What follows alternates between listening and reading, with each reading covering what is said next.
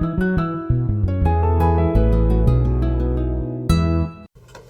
guys, so I wanted to talk about weight loss plateaus. I know there's some frustration from some people that are going through plateaus right now that are having them for, 3 weeks, 4 weeks even.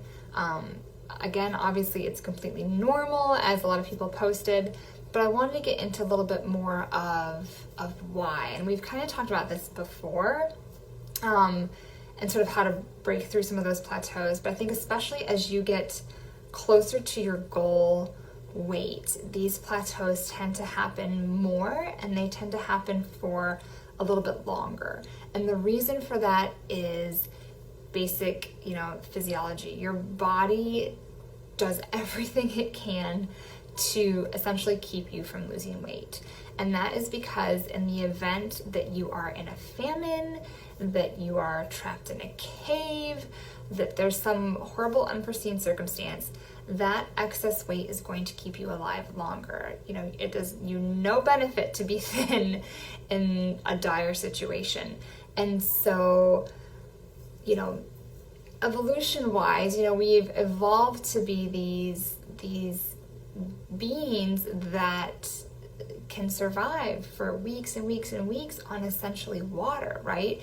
And you hear those stories about people being trapped on islands or being stuck in a building that collapsed from a earthquake or something, and they survive because of this. And so as we cut our calories back so far, which obviously the surgery does that, but then your body kind of really tries to hold on to everything else that it has.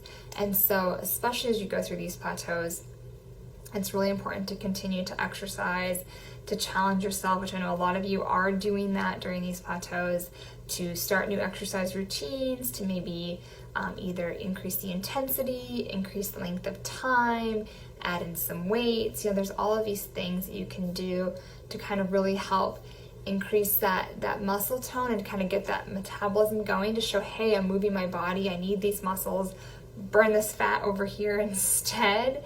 But I just kind of wanted to get into a little bit more of the why this really happens again. And it all goes back to that survival mode that your body is trying to keep you from starving. So I know it's frustrating. Try to hang tight. I put this in one of the comments on a plateau post, but making sure that you're hydrated, and not just 64 ounces. Guys, that is the bare minimum. We need to be getting closer to 90 ounces of decaf fluid, sugar-free fluids every single day. So if you're still thinking you're hydrated with 64 ounces of water or whatever it is all day long, you're probably not. So really making sure you're hydrated, and sleep. Sleep is so underrated and so needed for your body, and especially if you are trying to get your body to burn those extra calories, to get through that adipose tissue and to gain some muscle, you need some sleep. And speaking from someone who has sleep issues, I know that's really easy to say and a lot harder to do, but something to definitely, spend some time on, focus on. Usually people do better when they go to bed a little bit earlier, as opposed to trying to sleep in, because obviously we have alarms that we have to get up by, and sleeping in on the weekends is not a way to catch up. You really need that good sleep every single night. So for most people, I've found that it is better when they can go to bed earlier. That's hard, but it usually means they'll get better sleep. So anyways, there's some food for thought. Let me know anything that you've done to break through plateaus.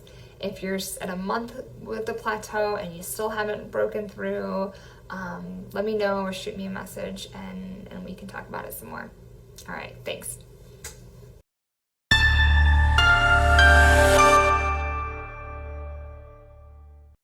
Questions? We would love to hear from you in the comment section below. Tell us what else you want us to cover. And do not forget to share and like this video.